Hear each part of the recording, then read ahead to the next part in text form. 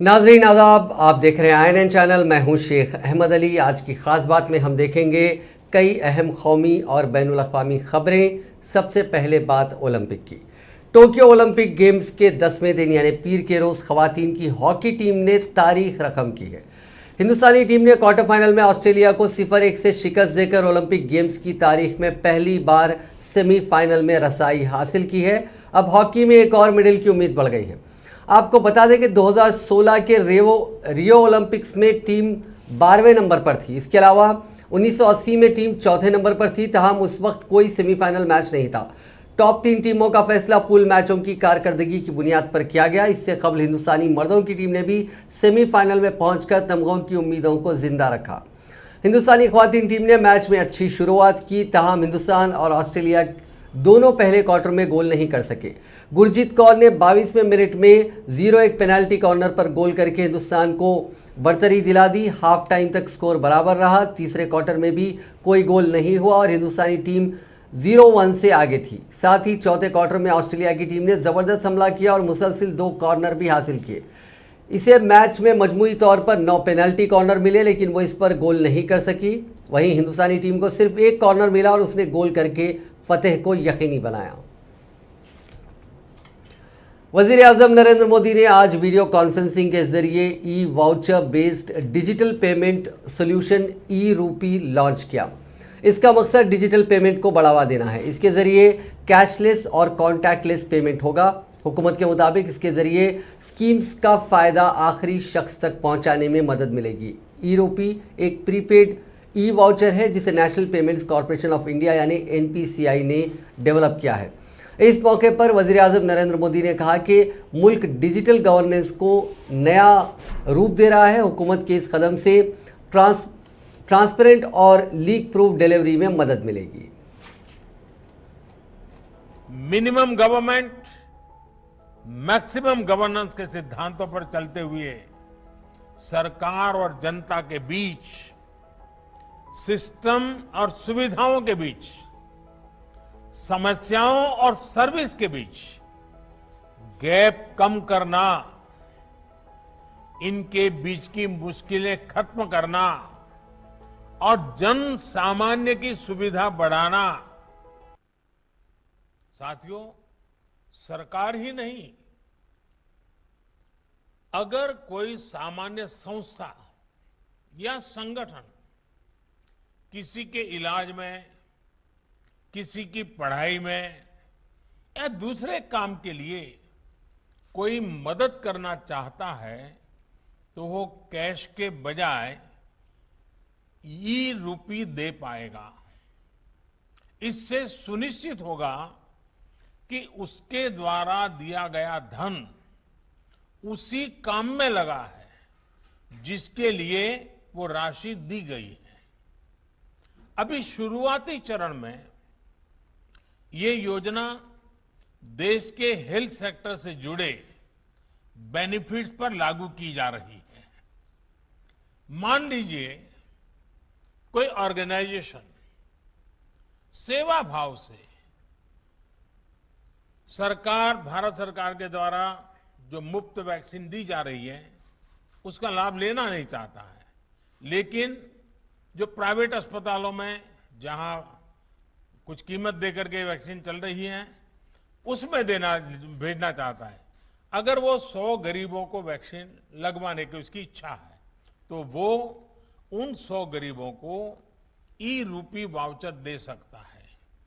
ई रूपी वाउचर ये सुनिश्चित करेगा कि उसका इस्तेमाल वैक्सीन लगवाने में ही हो, किसी और काम में नहीं। समय के साथ इसमें और भी चीजें जुड़ती चली जाएगी। जैसे कोई किसी के इलाज पर खर्च करना चाहता है, कोई टीबी के मरीज को सही दवाओं और भोजन के लिए आर्थिक मदद देना चाहता है। पार्लियामेंट के मॉनसून सेशन के तीसरे हफ्ते में भी पेगासस जासूसी मामले पर ऑपोजिशन का हंगामा जारी रहा। ऑपोजिशन कायदीन ने हुकूमत से इस मामले पर बहस कराने की मांग की। साथ ही अपोजिशन ने कोरोना वायरस, वबा और ज़राई क़वानीन के मसले पर मरकज़ पर निशाना साधा। अपोजिशन के हंगामे के चलते दोनों ऐवानों लोकसभा और राज्यसभा की कार्रवाई मंगल सुबह 11 बजे तक के लिए मुलतवी कर दी गई। दिन की कार्रवाई के दौरान टोक्यो ओलंपिक में ब्रॉन्ज मेडल जीतने वाली पीवी सिंधु को दोनों ऐवानों में बधाई दी गई। लोकसभा के स्पीकर ओम बिरला ने कहा कि सिंधु का यह लगातार दूसरा ओलंपिक मेडल है। वो किसी इंडिविजुअल इवेंट में 2 ओलंपिक मेडल जीतने वाली पहली हिंदुस्तानी खातून है। वहीं राज्यसभा के चेयरमैन एम वेंकैया नायडू ने कहा कि सिंधु ने 2 ओलंपिक मेडल जीतने वाली पहली हिंदुस्तानी खातून बनकर तारीख रकम की है। से बताना चाहूँगा कि वैश्विक हब बनाने के लिए हमारी सरकार ने बहुत बड़ी पहल की है। इसके लिए फेम 1 में 895 करोड़ रुपए के प्रावधान किए गए थे। फेम 2 में 10,000 करोड़ रुपए के प्रावधान किए गए। माननीय सदस्यगण, मुझे आपको सूचित करते हुए अत्यंत प्रसन्नता हो रही है कि सुश्री पीवी सिंधु ने ओलंपिक खेलों में बैडमिंटन एकल प्रतियोगिता में भारत के लिए कांस्य पदक जीता है। उन्होंने लगातार दूसरे ओलंपिक में ये कामयाबी हासिल की है। व्यक्तिगत मुकाबलों में 2 ओलंपिक मेडल जीतने वाली वो पहली भारतीय महिला है। मैं अपनी ओर से तथा सदन की ओर से सुश्री सिंधु को इस ऐतिहासिक सफलता के लिए बधाई देता हूं और आशा करता हूं कि उनकी ये उपलब्धि पूरे देश के युवाओं। मरकजी वज़ीर फाइनेंस निर्मला सीतारमण ने लोकसभा में ट्रिब्यूनल रिफॉर्म्स बिल 2021 पेश किया। ये जस्टिस डिलीवरी सिस्टम को कारगर बनाने के मकसद से तैयार किया गया है। वहीं राज्यसभा में आज एक और बिल भी पेश किया गया और इस पर इन दोनों बिलों पर इन दोनों ऐवानों में बहस हो सकती है। Number 16 Shrimati Nirmala Sitharaman ji. Sir, I rise to move for leave to introduce a bill further to amend the Cinematography Act 1952, the Customs Act 1962, the Airports Authority of India Act 1994, the Trademarks Act 1999, and the Protection of the Plant Varieties and Farmers' Rights Act 2001 and certain। Rajya Sabha में leader of opposition Mallikarjun खड़गे ने कहा है कि ऐवान के काम नहीं करने के लिए हुकूमत जिम्मेदार है। हुकूमत खुद को बेनकाब नहीं करना चाहती। पेगासस पर बहस करने पर उन्हें चुनौतियों का सामना करना पड़ेगा। वो अपनी इज्जत खो देंगे। वो कहते हैं कि वो बहस के लिए तैयार हैं, लेकिन वो ऐसा नहीं चाहते हैं। लोकसभा में कांग्रेस के कायद अधीर रंजन चौधरी ने कहा कि पेगासस की बहस मुल्क ही नहीं बल्कि दुनिया भर में हो रही है। इसराइल, फ्रांस, हंगरी, अमेरिका और यूरोपीय मुल्कों की हुकूमतें इसकी जांच कर रही हैं। वज़ीर आज़म नरेंद्र मोदी क्यों डरे हुए हैं? पेगासस एक जासूसी मामला है। अगर हम इस पर बहस चाहते हैं तो इसमें गलत क्या है? हम पहले दिन से किसानों के मुद्दों, महंगाई, कोरोना पर बहस चाहते हैं।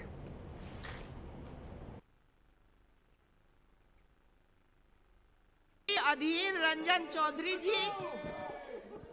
The General Insurance Business Nationalization Amendment Bill 20221 with all might and mettle at my command, I am strongly, vehemently, stridently opposing this anti-people, anti-national legislation।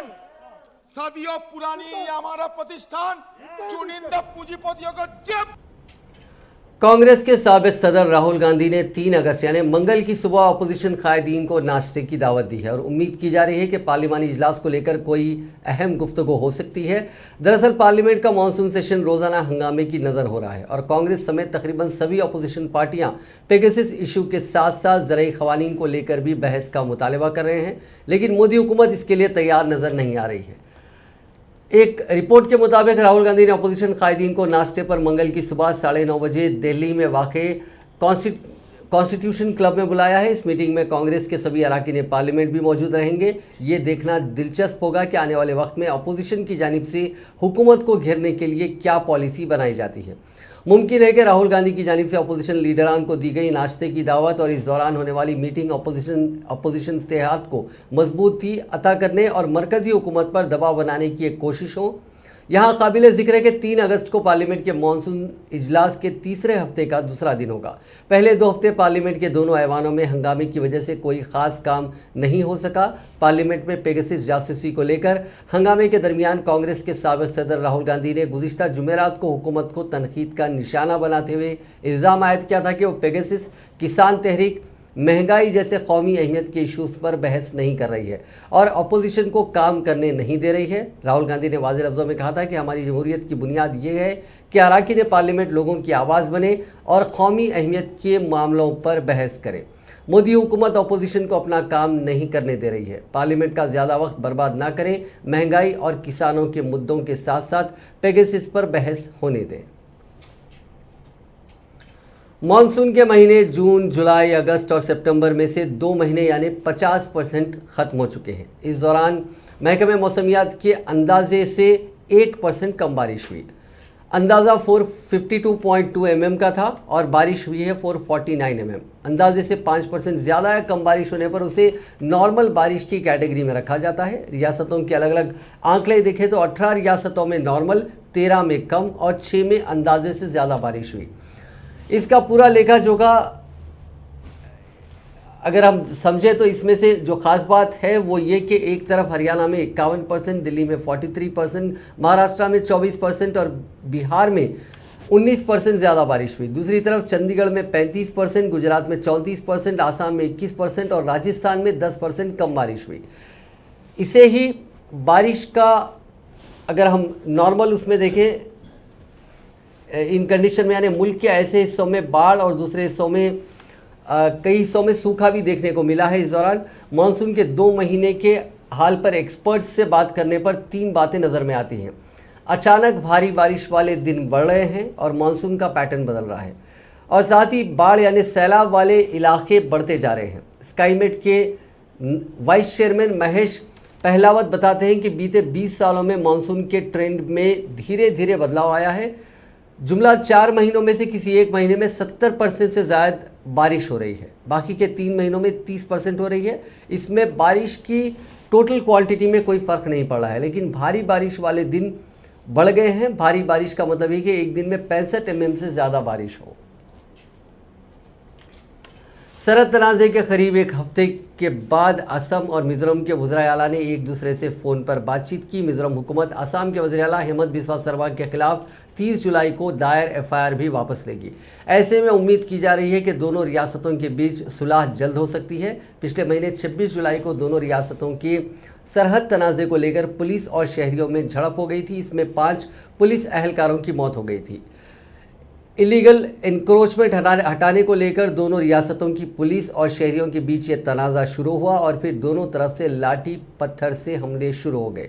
वज़ीर दाखिला अमित शाह ने भी दोनों वज़ीर आला से फ़ोन पर बातचीत की। इस बातचीत के बाद हेमंत और मिज़ोरम के वज़ीर आला जोरमथंगा ने इतवार के रोज़ फ़ोन पर तनाज़ा सुलझाने को लेकर बातचीत की। इसके बाद जोरमथंगा ने ट्वीट कर असम के लोगों से अपील की थी कि वो हालात को बिगाड़ने वाले काम ना करें, अपने सोशल मीडिया पर सेंसिटिव मैसेज पोस्ट करने से बचें। उन्होंने कहा कि वज़ीर दाखिला से बातचीत के बाद दोनों रियासतें बातचीत के ज़रिए तनाज़ा सुलझाने पर राज़ी हो गए हैं। इसके बाद हेमंत ने भी ट्वीट किया था। उन्होंने लिखा था कि हमारा अहम मकसद नॉर्थ ईस्ट की फीलिंग्स को बरकरार रखना है।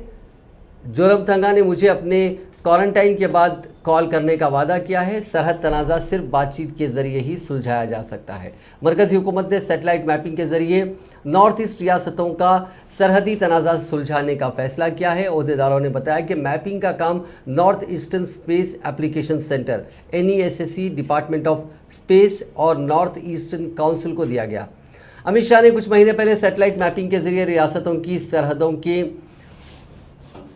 बाउंड्रीज बनाने की तजवीज़ रखी थी। अमित शाह ने नॉर्थ ईस्ट में सरहदों और जंगलों की मैपिंग के लिए NESSC की मदद लेने की बात कही थी। असम और मिजोरम में चल रहे सरहद तनाज़े के बीच नॉर्थ ईस्ट के 16 बीजेपी एमपीज़ के एक डेलीगेशन ने पीर के रोज़ वज़ीर आज़म नरेंद्र मोदी से मुलाकात की। इन एमपीज़ ने इल्ज़ाम लगाया कि असम और मिजोरम में हुए हालिया वाक़यात को लेकर कांग्रेस पार्टी सियासत कर रही है। वो नॉर्थ ईस्ट को तशद्दुद की आग में झोंकना चाहती है। बैरूनी ताकतें भी इस वाक़े को बड़ा चढ़ाकर पेश कर रहे हैं और लोगों को उकसाने का काम कर रहे हैं। इस पर फौरी रोक लगाने की ज़रूरत है।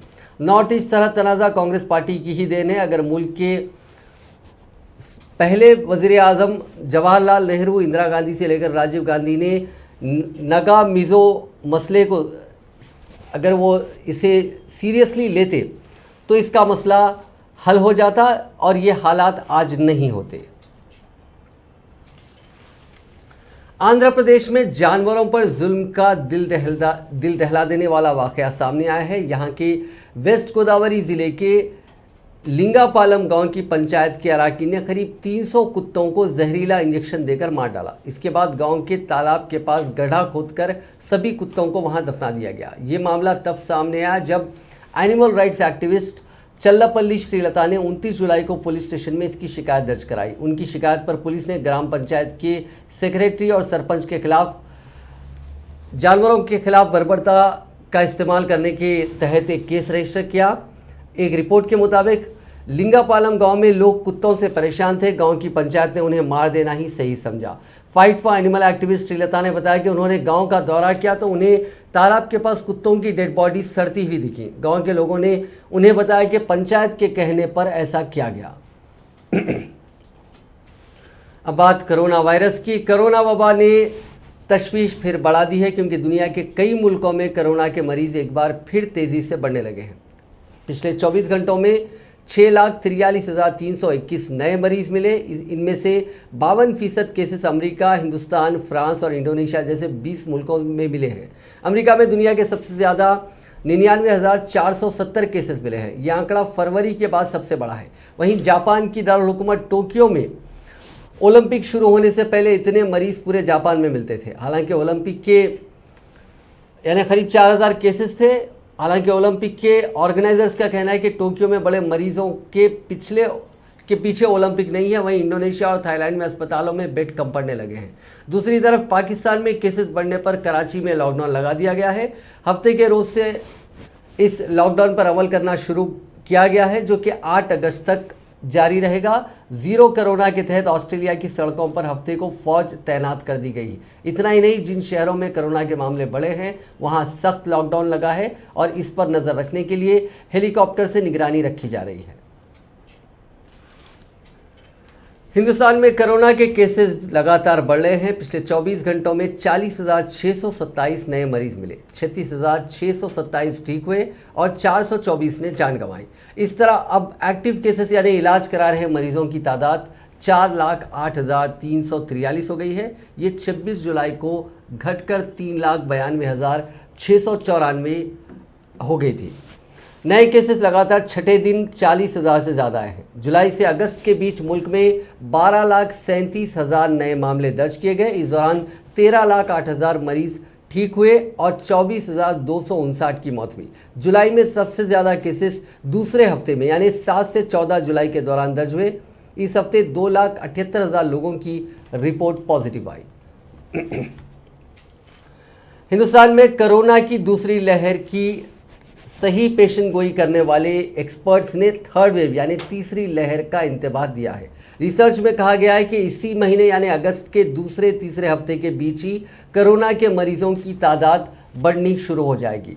एक्सपर्ट्स के मुताबिक ये तीसरी लहर की शुरुआत होगी जो इसी साल अक्टूबर में रोज़ाना 1 से 1.5 लाख नए मरीजों तक पहुंच जाएगी। इस दौरान थर्ड वेव पीक पर होगा। ब्लूमबर्ग की रिपोर्ट के मुताबिक कोरोना को लेकर ये ताज़ी पेशन गोई एक्सपर्ट्स ने मैथमेटिकल मॉडल पर की है। रिसर्च में IIT हैदराबाद और कानपुर के मधुकुम्पल्ली विद्यासागर और मनिंदर अग्रवाल शामिल थे। बता दें कि दूसरी लहर को लेकर दोनों एक्सपर्ट्स का अंदाज़ा बिल्कुल ठीक बैठा था। एक्सपर्ट्स के मुताबिक दूसरी लहर के मुकाबले तीसरी लहर ज़्यादा खतरनाक नहीं होगी। दूसरी लहर के दौरान एक दिन में इन्फेक्शन के 4 लाख से ऊपर केसेस दर्ज किए गए थे, लेकिन इस बार यह आंकड़ा 1 लाख के आसपास ही होगा।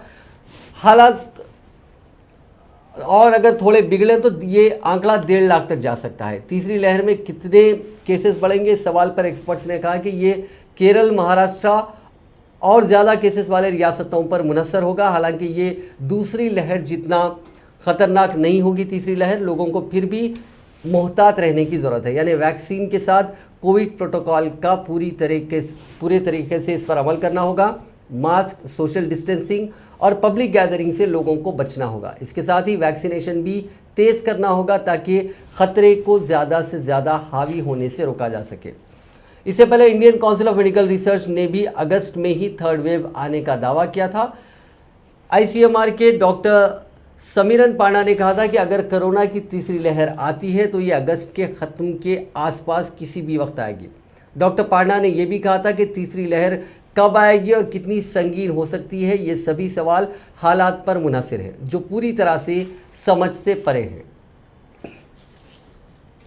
ओडिशा का भुवनेश्वर शहर 100% वैक्सीनेशन करने वाला मुल्क का पहला शहर बन गया। यानी यहाँ 18 साल से ज़्यादा उम्र के सभी लोगों को वैक्सीन के दोनों डोजेज लग चुके हैं। साउथ ईस्ट भुवनेश्वर के डिप्टी म्यूनसिपल कमिश्नर अंशुमन रथ ने एक न्यूज़ एजेंसी को बताया कि हमने लगातार वैक्सीनेशन ड्राइव चलाई। 100% वैक्सीनेशन का निशाना पहले ही तय कर लिया गया। रिकॉर्ड के मुताबिक भुवनेश्वर में 18 साल से ज़्यादा उम्र के 9 लाख लोग हैं। इनमें 31,000 हेल्थ वर्कर्स, 33,000 फ्रंटलाइन वर्कर, 5,17,000 लोगों की उम्र 18 से 44 साल के बीच है। 3,25,000 लोग 45 साल से ज़्यादा उम्र के हैं। सभी का वैक्सीनेशन हो चुका है। अंशुमन रथ के मुताबिक भुवनेश्वर में अब तक 18,16,000 वैक्सीन डोजेज लगाए गए हैं। ऐसे लोगों की तादाद बहुत कम है जिन्हें एक भी डोज नहीं लगा। इसके अलग अलग वजूहात हैं, जैसे कुछ लोग पास के ज़िलों से यहाँ काम करने आते हैं। प्रेग्नेंट वुमेन को वैक्सीन का डोज देने पर रथ ने बताया कि उन्हें पहला डोज दिया जा चुका है। इसके बाद भी भुवनेश्वर में इन्फेक्शन पर लगाम लगती नज़र नहीं आ रही है। भुवनेश्वर में इतवार के रोज़ 318 नए मामले सामने आए और 317 लोग ठीक हुए। यानी यहाँ इन्फेक्शन होने वालों का आंकड़ा ठीक होने वालों से ज़्यादा है। भुवनेश्वर में एक्टिव केसेस 2,500 के करीब हैं। अब तक 800 लोगों की मौत हुई है। दूसरी वेव के 5 महीनों के दौरान यहाँ 65,000 केसेस सामने आए थे। हैदराबाद की कंपनी भारत बायोटेक की वैक्सीन एक बार फिर सब पर भारी साबित हुई है। Indian council of medical research यानी आईसीएमआर ने पीर के रोज दावा किया है कि कोवैक्सीन कोरोना के खतरनाक डेल्टा वेरिएंट पर भी कारगर है। आईसीएमआर के मुताबिक इस इंस्टीट्यूशन की स्टडी में इस बात का खुलासा हुआ है। कोवैक्सीन को डेवलप करने में नेशनल इंस्टीट्यूट ऑफ वायरोलॉजी और आईसीएमआर ने भी ताउन किया है। वहीं कोवैक्सीन की इंटरनेशनल रिकग्निशन बढ़ाने के लिए बांग्लादेश में क्लिनिकल ट्रायल किए जा सकते हैं। मीडिया रिपोर्ट्स के मुताबिक वहां 18 जुलाई को ट्रायल की मंजूरी दी गई थी। हिंदुस्तानी हुकूमत के एक डॉक्यूमेंट के मुताबिक इसके लिए हुकूमत ने माशी मदद की मंजूरी दी है। मरकज़ी हुकूमत ने अपने फॉरेन एम्बेसी के जरिए वैक्सीन के ट्रायल की सहूलत मुहैया करवाई है। हिंदुस्तान जल्द कोरोना ट्रीटमेंट के लिए काम आने वाले नेजल स्प्रे का इस्तेमाल करना शुरू कर सकता है। हिंदुस्तानी कंपनी ग्लेनमार्क फार्मास्यूटिकल्स ने स्प्रे बनाने वाली कनाडा की company Sanotize research and development corporation के साथ पीर के रोज़ करार किया है। कंपनी अब हिंदुस्तान के अलावा Singapore, Malaysia, Hong Kong, Taiwan, Nepal, Brunei, Cambodia, Laos, Myanmar, Vietnam, Sri Lanka समेत एशिया के कई मुल्कों में स्प्रे सप्लाई करने का काम करेगी।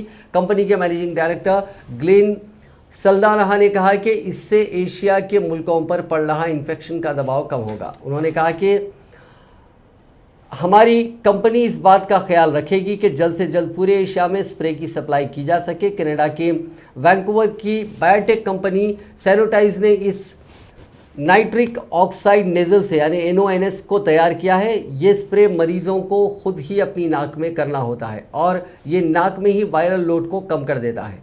इससे ना तो वायरस पनप पाता है और ना ही फेफड़ों में जाकर नुकसान पहुंचा पाता है। कनाडा और यूके में इसके ट्रायल्स हुए हैं। 79 इन्फेक्टेड लोगों पर हुए फेज 2 क्लिनिकल ट्रायल्स में इस नेजल स्प्रे ने 24 घंटों में बेहतर वायरल लोड को 90% कम कर दिया और 72 घंटों में 99% तक। अच्छी बात यह है कि कोरोना के यूके वेरिएंट के खिलाफ भी यह कारगर साबित हुआ। कनाडा में फेज 2 क्लिनिकल ट्रायल्स के दौरान 103 लोगों की नाक में स्प्रे किया गया, कोई भी कोविड-19 पॉजिटिव नहीं निकला। UK phase 2 NHS clinical trial में 70 लोग शामिल थे, सभी कोविड-19 इन्फेक्टेड थे। जिनकी नाक में स्प्रे किया गया उनके मुकाबले स्टडी में शामिल दीगर लोगों में 16 गुना ज़्यादा वायरल लोड मिला। इससे पहले कनाडा में हुए ट्रायल्स में 7000 मरीजों पर टेस्ट हुआ, किसी भी मरीज को संगीन साइड इफेक्ट का सामना करना नहीं पड़ा। इसराइल और न्यूजीलैंड इस स्प्रे को इलाज के लिए मंजूरी दे चुके हैं। कंपनी ने पिछले महीने इसराइल में स्प्रे का प्रोडक्शन शुरू कर दिया है। सैनिटाइज की CEO और को डायरेक्टर डॉक्टर गिली रेगवे ने कहा था कि वो हिंदुस्तान में पार्टनर तलाश कर रहे हैं और उम्मीद है कि इस स्प्रे को हिंदुस्तान में मेडिकल डिवाइस के तौर पर मंजूरी मिल जाएगी। दुनिया भर में हर साल मलेरिया की वजह से लाखों लोग दम तोड़ते हैं। इन अमवात को कम करने और मलेरिया के मामले घटाने के लिए साइंटिस्ट ने नया तजुर्बा किया है। साइंटिस्ट मलेरिया फैलाने वाले मादा मच्छर को CRISPR यानी एडिटिंग तकनीक से बाज इनफर्टाइल बना रहे हैं ताकि मच्छरों की आबादी पर काबू किया जा सके। साइंटिस्ट का कहना है कि तकनीक गेम चेंजर साबित हो सकती है और इससे जानलेवा बीमारी का खात्मा किया जा सकता है। इस पर लंदन का इंपीरियल कॉलेज और Liverpool school of tropical medicine मिलकर रिसर्च कर रहे हैं। साइंटिस्ट पहली बार मादा मच्छरों के जीन में इस तरह के बदलाव कर रहे हैं कि वो प्रोडक्शन के काबिल ना रह सके। इसके लिए साइंटिस्टों ने मच्छरों की एनोफिलीज गैम्बी उनकी एक कैटेगरी होती है, स्पीशीज़ होती है, उसको चुना है। ये स्पीशीज़ सब सहारा अफ्रीका में मलेरिया फैलाने के लिए जिम्मेदार है। साइंटिस्ट मादा मच्छरों की इनफर्टाइल यानी बांझ बनाने के लिए CRISPR जीन एडिटिंग टेक्निक का इस्तेमाल कर रहे हैं। इस टेक्निक की मदद से उस जीन में बदलाव किया जा सकता है जिसे साइंटिस्ट बदलना चाहते हैं। मलेरिया के मामले में मादा मच्छर में मौजूद डबल सेक्स जीन में बदलाव किया गया है ताकि ये प्रोडक्शन के काबिल ना बचे। इस तजुर्बे के दौरान पाया गया कि 560 दिनों के अंदर मच्छरों की तादाद में कमी आई है। साइंटिस्टों का कहना है कि मच्छरदानी और दूसरे एंटी रिपेलेंट जो होते हैं मच्छरों के लेके और वैक्सीन के साथ जीन एडिटिंग मलेरिया को ख़त्म करने की सबसे तेज़ तकनीक है। ये बहुत बड़ा बदलाव ला सकती है।